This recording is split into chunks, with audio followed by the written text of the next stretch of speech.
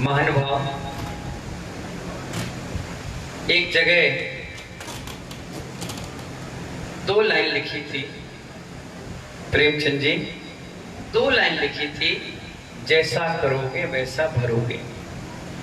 क्या लिखा था मास्टर साहब? क्या लिखा था? जैसा करोगे वैसा भरोगे, जैसा बीज लगाओगे वैसा फल पाओगे। क्या करा? एक माँ अपने बच्चे को दो तीन चांटे लगाकर डांट रही थी। हमारा आहार हुआ और हम वहां से निकले तो माँ उसको डांट रही थी, गुस्से में थी। हमने उस माँ से पूछा, क्यों मार रही हो माँ? बच्चा दौड़ कर आया, कह रहा है महाराज जी मुझे आम खाना। और माँ आम दे नहीं दी। मैंने कहा बच्चे की भावना है माता जी, खिला दो आम। बोले महाराज श्री नीम का पेड़ है। वो कह रहे आम दो। सुबह से हैरान करके रखा है। मैं वहां से आया और सामायिक करके चिंतन कर रहा था, बात वो लड़का बिल्कुल सही कह रहा है। आप आम मांग रहे हो और नीम के बीज बो करके बैठे हो।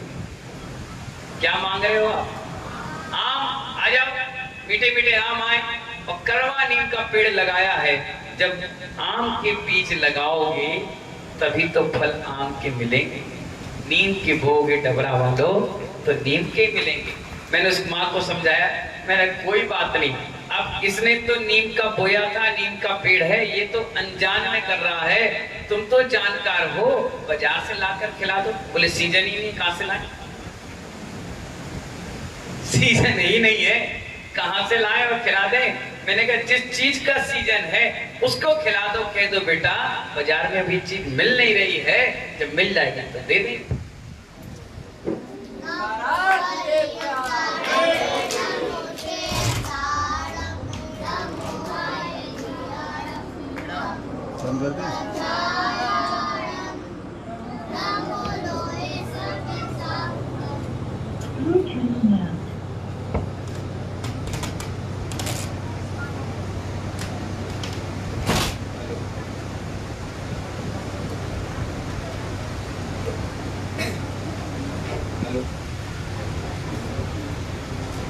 हेलो।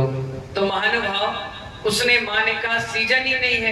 मैंने कहा उस बच्चे को जो फल का सीजन है वो खिला करके उसकी अभी तृप्ति कर दो, उसे मारो मत। अगर आज तुम मारोगे तो बुढ़ापे में तुम्हें रो रो के काटना पड़ेगा।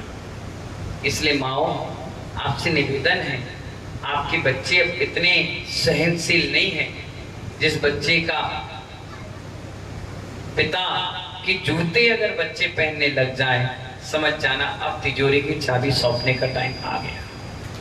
अब चाबी तुरंत सौंप देना चाहिए और अपनी जिंदगी वनवास की तरह काटना चाहिए। अगर घर में इज्जत चाहिए तो महिलाओं से मेरा कहना है, ज्यादा दिन सास को देखोगी तो आप भी बोरियत हो जाओगे। ज्यादा दिन बच्चे पिताजी को देखेंगे तो इंटरफेयर वो करेंगे, समझाएंगे, अनुभव बताएंगे। तो क्या करना चाहिए? पिताजी को कहना चाहिए जाओ डबरा में चातुर्मास हो रहा है, 1 महीने रह के आओ, जाओ सोनागिर घूम के आ जाओ, लो समय शिखर यात्रा करके आओ। रिटायरमेंट का मतलब ही होता है मास्टर साहब कि आप बाकी जिंदगी धर्म ध्यान में बिताइए। लोग रिटायरमेंट के बाद भी दुकान से चिपके होते हैं, रिटायरमेंट के बाद भी साथ चाबी नहीं छोड़ती है। लड़ाई का सबसे बड़ा जड़ यही है। अब आप ये सोचे वो बर्बाद कर देगा, उसको कोई नॉलेज नहीं है, तो महानुभाव उसको समझाओ, बताओ, और ना हो तो न्यारे करो। आप रहिए और इतने पैसे में अपने घर को चलाकर बताइए। जब आप चलाना सीख जाएं तब हमसे बात करिए। बच्चा महीने 2 महीने के बाद अपने आप वापस आ जाएगा। या तो उसकी किस्मत होगी तो बन जाएगा, और नहीं तो वन में चला जाएगा। या तो बन जाएगा, 2 में से एक काम होते हैं, या तो बन जाओ और बिल्कुल, या फिर बिगड़ जाओ। 2 में से एक काम होता है। इसलिए महानुभाव, जैसा हम करते हैं वैसा हमें उसका फल मिलता है। मैं मालूम है जब शुरू में दीक्षा लेकर के आया तो बहुत अंतराय आते थे, बहुत आते थे। 1 दिन 2 दिन 4 दिन के अंतराल में अंतराय अंतराय अंतराय कई बार आए। मैं एक दिन एक पुस्तक पढ़ रहा था, भाव त्रय फल प्रदर्शी। क्या नाम है? भाव त्रय फल प्रदर्शी। तीनों आगे पीछे और वर्तमान के फलों को आदेश करने वाली उसमें गाथाएं लिखी और हिंदी में अनुवाद लिखा है आचार्य कुंथु सागर, बहुत पुराने हुए कोई साधु। वो पुस्तक आज भी महावीर जी में मिलेगी, मेरे पास भी रखी है। उसको मैंने बहुत गहराई से चिंतन किया, पढ़ा। पढ़ने के बाद मुझे पता चल गया विघ्न करण अंतराय से। क्या कहा सुरेश जी? क्या कहा मैंने? प्रेमचंद जी क्या कहा हमने? विनोद जी, अध्यक्ष जी, विघ्न करण मंत्राय से। अगर आप किसी के काम में विघ्न करोगे तो तुम्हारे काम में नियम से अंतराय आएगा। मैं क्या करता था मालूम है आपको? बताओ, पूछो, बोलो बोलो। हे उपाध्याय श्री, आप ऐसा कौन सा काम करते थे जिस कारण से अंतराय आता था? आप हमें बताएं जिससे हम भी ये काम बंद कर दें। नहीं करोगे तो मालूम है, नहीं करोगे मुझे मालूम है। फिर भी तुमने मुझे खिलाया पिलाया है ना कल, आज तो नहीं खिलाया ना, आज तो उपवास है। कल खिलाया पिलाया, उस रोटी का कर्ज अदा कर रहे हैं, बता रहे तुम्हें ज्ञान अर्जन देकर। मैं क्या करता था, मेरी एक आदत थी टोकने की, रोकने की, समझाने की। मैं ये सोचता था कि पिच्छी ले लिया तो मैं बहुत बड़ा ज्ञानी बन गया, मैं पिच्छी ले लिया, मैं छुल्लक बन गया तो बहुत कुछ आता है। ये प्राउड हमें ले डूबता है, हमें कुछ नहीं आता। जिस दिन तुमने मन बना लिया उस दिन बहुत कुछ सीख कर चले जाओगे। जिस दिन तुमने ये सोच लिया कि मुझे कुछ नहीं आता, मैं कुछ जानता ही नहीं, मुझे कोई मालूम ही नहीं है, तो हर व्यक्ति तुम्हारे को सिखाने की इच्छा रखेगा। और जिस दिन तुमने कह दिया मुझे सब आता है, तो कह रहे कर लो, कर लो अपने हाथ से। सास भी पहली रोटी जलती है ना, अब बहू से कहती है क्यों रोटी जल गई क्या? वो कहती नहीं नहीं कुछ नहीं कुछ नहीं कुछ नहीं, कहाँ जली? नहीं जली। इतना कहती है सास, बोलती ठीक है तुम बना लो, बना लो। अब 1000 रोटी बर्बाद करोगी, 10 बार गाली सुनोगी, फिर क्या होगा? अपने आप सीख जाओगी। अगर पहली रोटी में कह दोगे नहीं मम्मी जी जल गई, वो कहेगी बेटा ऐसा नहीं ऐसे कर लो, तुरंत सीख जाओगी। अगर ओवर एक्टिंग में रहोगी तो हमेशा ओवर एक्टिंग वाला फेल हो जाता है। अब हुआ क्या, हम मंदिर में पहुंचे, व्यक्ति पूजा कर रहे थे, मुझे कोई मतलब नहीं था, न उन्हें कोई मतलब था। मैं जानबूझ के उनके पास चला जाता, अरे धोती कैसे पहनी है तुमने, इसको अच्छे से पहनो। अब पूजा के भाव, पवन मामा पूजा के भाव पूरे लगे हुए हैं और मैंने उसको रोक दिया। अब वो 5 मिनट धोती ठीक करने लग गया, धोती ठीक करने लगा, 4 लोग हंसने भी लगे, बताओ तुमने धोती नहीं पहनी, महाराज जी ने ठीक करवाई। चलो ये बात खत्म हो गई। अभिषेक कर रहे थे, कोई भगवान को उठा करके रखा, विराजमान किया और चंदन लगाया और करने लगा। मैं उसी को टोकने लगा, अरे ऐसे क्यों कर रहे हो, ऐसे नहीं ऐसे करो। चौके में गया, अरे ऐसा है, प्रवचन सभा में ऐसा है। दिन भर 50 लोग को टोकता था, 50 के भाव खराब करता था। और जितने लोग घर जाते थे मन ही मन ये सोचते थे महाराज कहां से आ गए यार, जबरदस्ती में आफत आ गई, ये कौन किसने बना दिया। दिन भर बद्दुआएं मिलती थी, तो जैसे मैं अंजलि खोलता था वो बद्दुआएं ऐसी असर करती थी, मेरा अंतराय आ जाता। मैंने लोगों के अंतराय किए ना, तो मेरा क्या हुआ, अंतराय हो गया और चुपचाप लौट कर आके बैठ गया। और वही लोग जिनको मैंने टोका वही लोग आकर मेरे पैर दबा रहे। फिर मुझे अफसोस हो रहा है, बताओ रानू, मुझे अफसोस हो रहा है कि बताओ मैंने इसको टोका रोका और ये मेरी सेवा कर रहा है। क्योंकि बादाम खाने से किसी को अकल नहीं आती, बादाम खाने से अगर अकल आ जाती तो जितने ड्राई फ्रूट की दुकान खोलकर बैठे सबसे पहले ये ड्राई फ्रूट खा लेते। बादाम खाने से सुरेश चंद जी अकल नहीं आती, आदमी को ठोकर लगती तब अकल आती। जिस दिन बच्चे को कहोगे ये दीपक है इसके पास मत जा, ये तुझे जला देगा, तुम्हें चोट लग जाएगी, हाथ में फफोले आ जाएंगे, वो नहीं मानेगा। और जिस दिन जैसे उसने छुआ और जल गया, चिल्लाएगा रोएगा, दूसरे दिन दीपक रखोगे दूर भाग जाएगा। जितना दीपक पास लाओगे उतना दूर भागेगा। क्योंकि इंसान को जब ठोकरें लगती है तब वो संभलना चाहता है। वैसे तो आंख उठाकर आदमी चलता है, आंख उठाकर चलेगा, मुंह उठाकर चलेगा। जिस दिन ठोकर लगेगी तो एक एक पत्थर को देखकर चलेगा। क्यों? पिछली बार हड्डी टूट गई थी, चोट लग गई थी, अब आराम से चलना है, देखकर चलना है। इसलिए महानुभाव, जैसा कर्म करोगे वैसा फल मिलेगा। फल कोई अलग से नहीं मिलता, और जो तुमने किया है वही ब्याज सहित मिलेगा। जब कोई तुम्हें दुकानदार, बहुत सारे मंडी वाले हैं, राम जी लाल जी जैसे व्यक्ति हैं, विनोद जी जैसे व्यक्ति हैं, सुरेश जी जैसे व्यक्ति हैं, सतीश जी जैसे हैं, हमारे कल्ले भैया जैसे लोग हैं। अगर आपकी दुकान से कोई माल ले जाता है और साल 2 साल तक नहीं देता है, तो हम भी कहते हैं सुनो ब्याज के साथ देना पड़ेगा। और जब वो ब्याज के साथ देता है, आपको कितनी खुशी मिलती है। अंतरंग में इतना खुश हो जाते हो, 1 लाख दिए थे, 1.5 मिल गए, 1.25 मिल गए, 1 10 मिल गया, 1 लाख में 10 लाख मिल गए, 10,000 मिल गए, बहुत खुशी की बात है।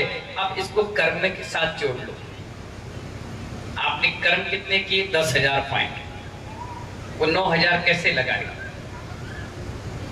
लगाएगा राम अग्रवाल जी है? कितना लगाएगा वो?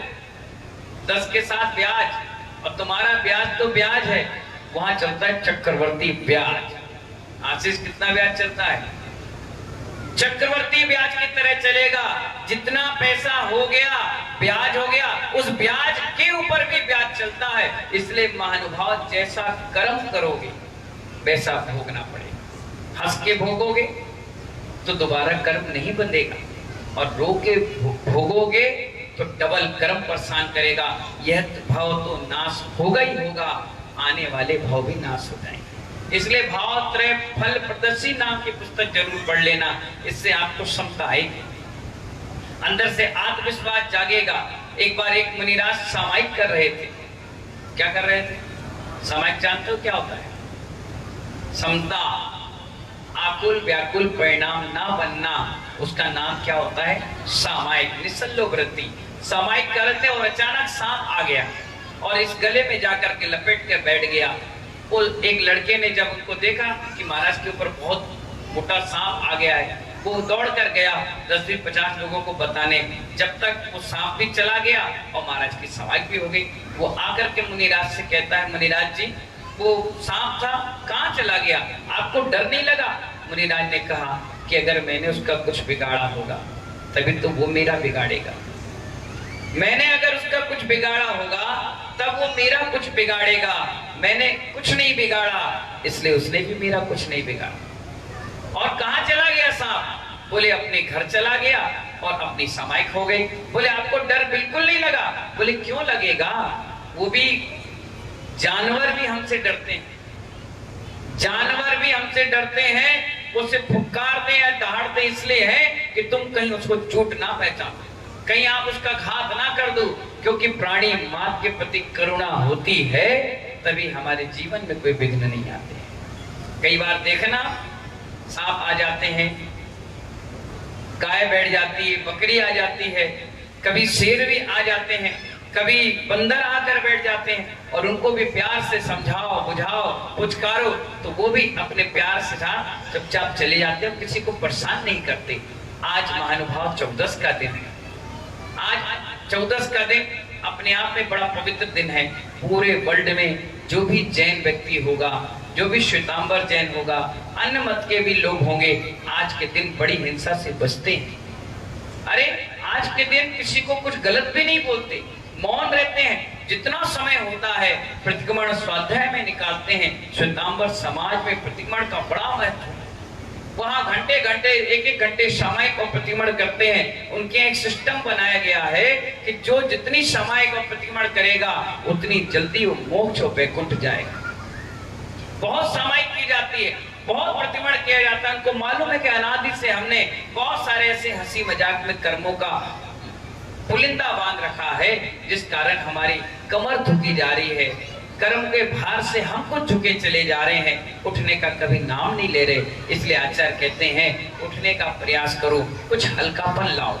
जितना ज्यादा क्षमा याचना के साथ कार्य अपन आगे बढ़ाएंगे उतनी जल्दी आगे बढ़ते चले जाएंगे। अगर 50 किलो का वजन लगा करके शिखर जी की यात्रा में जाओगे तो आधी यात्रा में पूरा सामान आपको उतारना पड़ेगा। क्यों? क्योंकि जितना वजन शरीर का उतना वजन सामान तुम चढ़ ही नहीं पाओगे, तुम्हें बड़ा अटपटा सा लगेगा। और जैसे सामान उतार दोगे आपको ऐसा लगेगा कि शर्ट भी उतार दो, अब पेंट भी खोल दो, एक कच्छा में, एक तौलिया में धीरे धीरे पूरी यात्रा कर लो, और जब नीचे उतरते हो तो कहते हो भैया ये चावल भी हमें बड़ा भारी लग रहा था, इस शर्ट भी बड़ा अटपटा लग रहा था। ऐसे ही महानुभाव जब मोक्ष के राह पर हम लोग बढ़ते हैं तो ये केस लोच, ये शरीर, ये खाना पीना सब अटपटा लगने लगता है कि कितनी जल्दी छोड़ दिया जाए और जल्द से जल्द हम मोक्ष हो जाए। ऐसी त्रिलोकीनाथ तीर्थंकर भगवान है, जब योग निरोध करते हैं तो अपने पूरे आंध्र प्रदेश को 3 लोक में विस्तार बना देते हैं और सोचते हैं कि जितनी जल्दी कर्मों की निर्जरा हो जाए उतनी जल्दी हमें मोक्ष हो जाए। तो महानुभाव आज का दिन हमसे कह रहा है कि विघ्न करन मंत्राय से, किसी के काम में टोकना और रोकना नहीं चाहिए। कौन क्या कर रहा है उसकी जिंदगी, उसको जैसा पसंद है वैसा करिए। अगर आपको समझाने का शौक उठ रहा है तो जब वो कार्य को पूर्ण कर ले उसके बाद आराम से उसको समझाओ, इससे उसके भी भाव खराब नहीं होंगे। और पूछ लो, एक बात बोलनी है, पूछे क्या, सामने वाला कहेगा मोस्ट वेलकम, कर लीजिए, तुरंत कर लीजिए, नहीं तो उससे करिए कि आप पूजा कर लीजिए, आप आहार दे लीजिए, आप अभिषेक कर लीजिए, फिर आपको आराम से मैं समझाऊंगा। कभी भी भगवान के सामने तेज आवाज से बात, कभी भी भगवान के सामने तेज आवाज में बात मत करना। कभी भी गुरुओं के सामने कभी किसी को नीचा दिखाने का प्रयास नहीं करना। कभी भी जिनवाणी के सामने अपशब्दों का प्रयोग नहीं करना। मैंने अच्छे लोगों को देखा है, 100 से ज्यादा संलेखना और 22 से ज्यादा समाधियों में सहयोगी बना। मैंने बड़ी नजदीकी से लोगों को देखा है, मुख से आवाज चली जाती है, आंखों से दिखाई बंद हो जाता है, कानों से सुनाई बंद हो जाता है, मुख से प्यास पानी पानी चिल्लाता रहता है, लेकिन कुछ सुनने वाला नसीब में नहीं मिलता है। सड़ते रहता है व्यक्ति, कुड़ते रहता है, परिणाम खराब बनाते रहता है। लोगों ने पूछा इतने वर्ष पूजा पाठ अभिषेक करने के बाद इसकी हालत ऐसी क्यों हुई? क्योंकि दुनिया में लोग बहुत प्रकार के होते हैं, मैनी मैन मैनी माइंड के होते हैं। जैसा आपने सोच बनाया है ऐसा आपके लास्ट में सोच बन जाती है। क्योंकि एक ना एक दिन एक अगर अंक पे घड़ी की सुई है तो लौटकर 12 घंटे में एक पर ही आती है। अगर 12 पे सुई है तो लौटकर 12 बजे टाइम पर एक टाइम सही बताती है। जैसा हमने आज अपना विचारधारा बना ली, ये लौटकर अंत समय में हमसे आकर टकराती है। अगर अभी से हम लोग ने सामायिक प्रतिक्रमण जाप अनुष्ठान त्याग तपस्या उपास संलेखना समाधि की भावना भाई है महानुभाव, तो अंत समय में ये वापस लौट कर आएगी। और आज से हमने निंदा ग्राह दुनिया भर के पंचायत में लगे रहे तो ये पंचायत लास्ट समय तक तुम्हारे प्राण छोड़ने तक पीछा नहीं छोड़े, बिल्कुल नहीं छोड़े। एक बाबा जी थे, दिन भर 9-2 11-11-9 में लगे थे। जब अंत समय आया 4 बच्चे उनके थे, उनमें से ऐसा हुआ कि सब बच्चे घेर के खड़े थे, बिल्कुल अंतिम सांस चले थे। कोई कह रहा था बाबा कुछ सुनाए क्या? बोले नहीं। कुछ खाना है क्या? बोले नहीं। कुछ पीना है क्या? नहीं नहीं नहीं। कहीं कुछ दान पुण्य करना है क्या? बोले कुछ नहीं। बोले सुनो, चारों बच्चे एकदम मुंह लगा के सुनने लगे। हो सकता है कोई प्रॉपर्टी वगैरह दे लो, कुछ दबा के रखा बुड्ढा आदमी, कान लगा। बोलो बाबा। बोले चारों यहाँ हो तो दुकान में कौन है?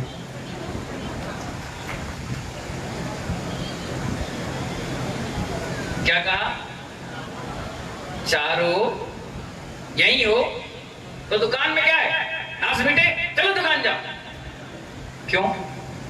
उसने बचपन से दुकान की, सुबह से शाम तक दुकानदारी की, रात के भी मोबाइल और फोन पे दुकानदारी की। सुबह 4 बजे का नींद खुल गई तो खाता बाई लेकर के बैठ गया, किससे लेना किससे देना, कब लेना, क्या बढ़ेगा क्या घटेगा, कहां रखना कैसे रखना, और जिंदगी भर तुमने यही काम किया। अंत समय में बच्चे होशियार और समझदार थे, तुम्हें घेर कर तुम्हारी समाधि संलेखना नमोकार सुनाने आए भी तो अंदर से चाह क्या निकली? कान पे कौन? अब ऐसा व्यक्ति मरेगा तो क्या बनेगा मालूम? क्या बनेगा? दुकान में कीड़ा।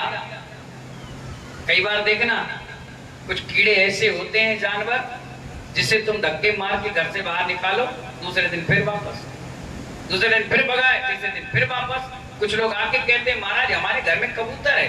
मैंने कबूतर नहीं, तुम्हारे बाबा है। बोले क्यों? मैंने कहाँ बैठते थे वो? आंगन में। मैंने कहा अभी कबूतर कहाँ बैठा? बोले आंगन में। वो देखने आया है कि क्या बन रहा है।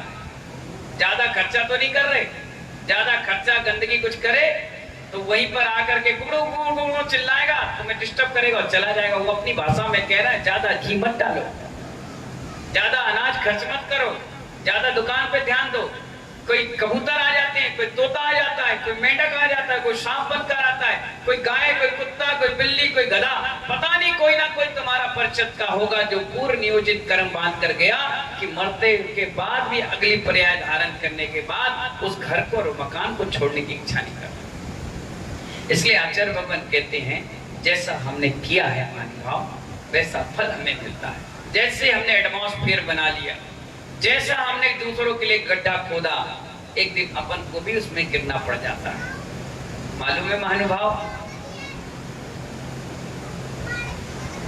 हाँ दिखा देंगे, बैठ जाओ। तो महानुभाव एक व्यक्ति भगवान की बड़ी भक्ति कर रहा था और भक्ति करते करते वहां पर एक देवता प्रकट हो गया। देखिए हमारी ईर्षा, हमारी भावना कहां देव की भावना जाती है, सुनिए बहुत मजा आएगा। वहां देवता प्रकट हो गया और कहने लगा बताओ वरदान क्या चाहिए। बोले ऐसा आशीर्वाद दो देवता कि जो भी चीज मैं करूं, क्या जो भी चीज करूं डबल टिबल चौबल बढ़ती चले जाए। उन्हें क्या चाहिए तुम्हें बताओ? बोले जो भी चीज। बोले ठीक है। बोले ऐसी चीज बता देना जो बहुत तरक्की करे।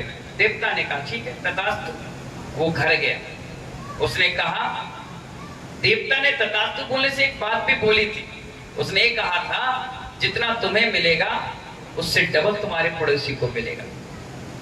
अब जो पड़ोसी था उसके तो अच्छे हो गए कि तपस्या तुमने की, वरदान तुम्हें मिला हमारे। उसने सोचा मेरा एक बंगला बन जाए। उसका कितना बन गया पड़ोसी का? तुम सोच रहे हो काश हम भी होते बगल में। सोच बता रहा हूं कहां पहुंची तुम्हारी सोच। वो कह रहा है एक बंगला बन जाए, पड़ोसी के कितने हो गए? 2। उसने कहा मेरे यहाँ BMW आ जाए, उसके यहाँ फरारी आ गई 2। अरे बड़ा हैरान, मैं मांग रहा हूं मिल इसको रहा है।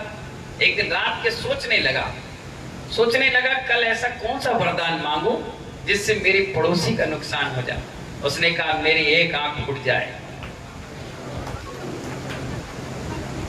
अब आप सोचिए आदमी की सोच कहां जाती है। अरे भैया भला हो रहा है तेरा तो उसका भी हो गया, उसमें तुझे क्या दिक्कत, तुझे क्या प्रॉब्लम?